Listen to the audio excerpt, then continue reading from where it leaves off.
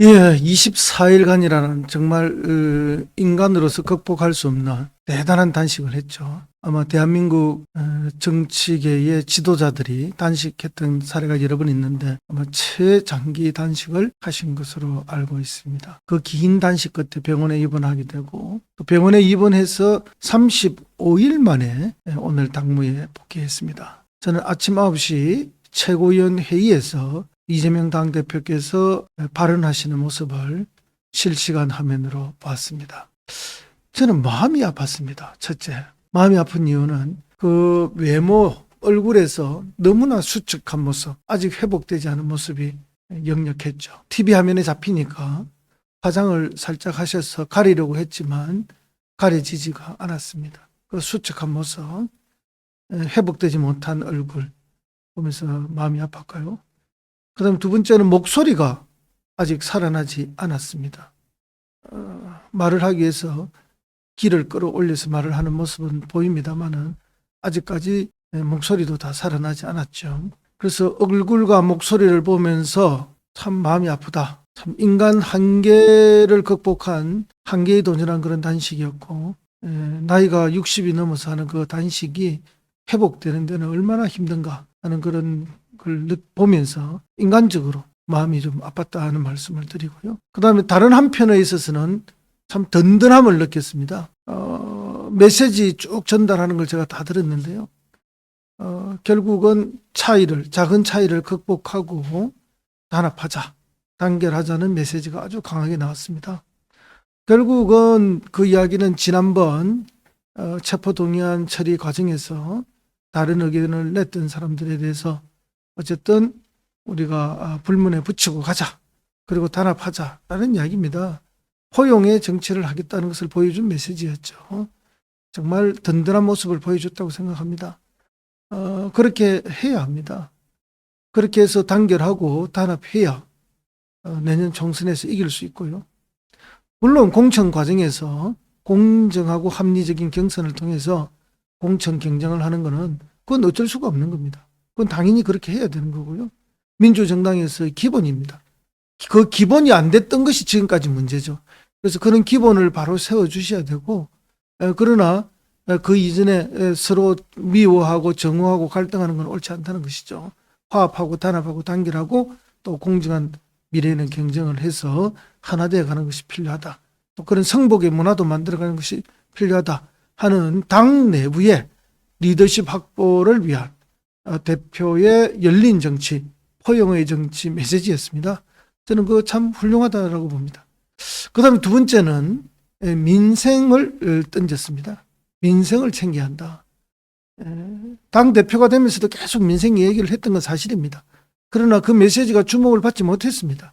그러나 이번에 던지는 민생 중심으로 가자라는 말씀은 이제 주목을 받게 되고 울림이 있는 메시지가 되죠. 정치의 요체가 국가를 잘 살게 하고 국민을 잘 살게 하고 편안하게 하는 것이 정치의 요체입니다. 그러나 윤석열 정권 들어서서 얼마나 국가를 불안하게 만들었고 안보를 불안하게 만들고 있고 경제는 끝없이 추락하고 있고 이념으로 갈라치기 하고 정적을 제거하기 위해서 검찰의 수사권과 기소권을 동원해서 마구잡이로 휘둘러대는 이런 정치를 우리가 봐오고 있지 않습니까? 대통령은 오로지 외눈박이가 돼서 고집만 피우고 있고 우리 국민들이 정말 큰 피로감을 느끼는 이런 시점입니다. 민생을 외면한 채 엉뚱한 정치적 싸움만 벌리려고 하고 이 시점에서 민생이 중요하다. 정쟁을 멈춰야 한다라는 대표의 메시지는 정말 국회 제1당의 대표로서 적절한 메시지였다. 그런 생각이 듭니다. 그래서 그 수척한 모습, 아직 목소리도 다 살아나지 않은 그 힘든 목소리에 가슴이 아프기도 하지만 또 동시에 그 메시지의 내용을 들으면서 참으로 든든함도 느꼈다. 그런 말씀을 드립니다. 그래서 대통령과 우리 대표와 그리고 여당의 대표 세 분이 함께 만나든지 원내 대표까지 포함해서 5분이 함께 만나든지 이제 그런 만남이 필요하죠. 김기현 대표가 얄팍하게 이재명 대표 보고 만남을 갖자. 이런 하는 거 아니에요. 그거는 정말 예의에도 어긋나고 본인이 무슨 독자성이 있는 그런 의사결정 능력이 있는 분이 아니잖아요. 그러니까 영수회담이라는 것은 우리 이재명 대표와 윤 대통령과의 회담입니다. 거기에 예의를 위해서 여당의 대표 김기현도 참여하는 것이지, 김기현이 우리 야당 대표를 동격으로 만나자, 그냥 다 대표라 해서 똑같은 대표가 아니지 않습니까? 옳지 않다라는 말씀을 드리면서 대통령께서 정말 국정의 방향을 바꾸고 소통하고 이렇게 하자, 내각이 소통하라, 당이 소통하라, 대통령실이 소통하라, 이런 지적을 했는데, 소통하려면 자신이 바뀌어야 되는 거 아닙니까?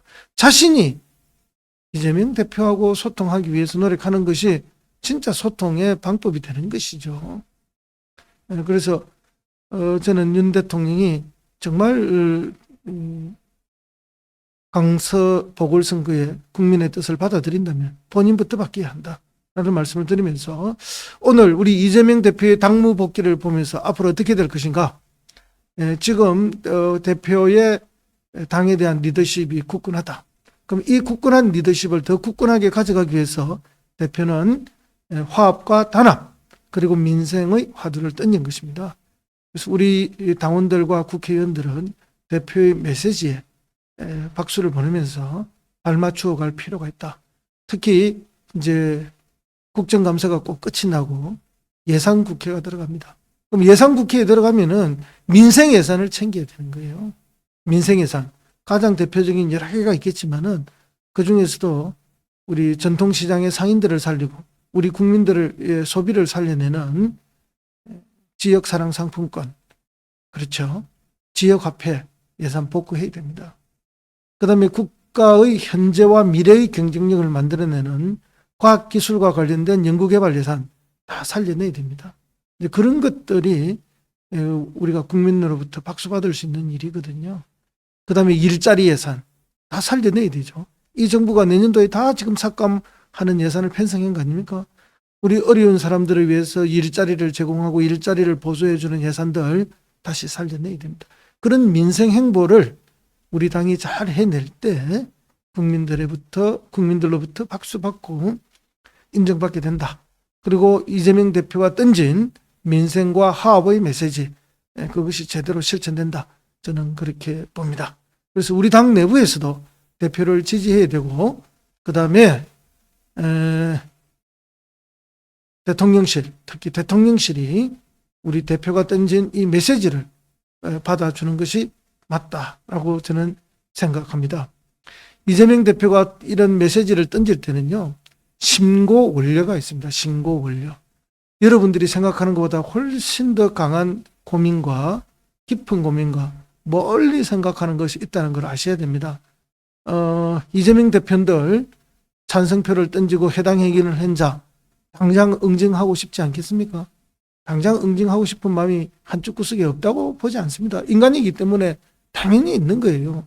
그러나 그것을 자제하고 억누르면서 그것보다 더 앞선 다음 단계로 갈 줄 알아야 큰 지도자가 되고 성공하는 지도자가 되는 것입니다. 그렇지 않으면은 중도에서 여러 갈등 속에 어려워진다라는 말씀을 제가 드리는 거죠. 전들 그런 마음이 없겠습니까? 우리 강경 지지자들하고 제가 마음이 똑같습니다. 저도 그런 주장을 할 수 있습니다.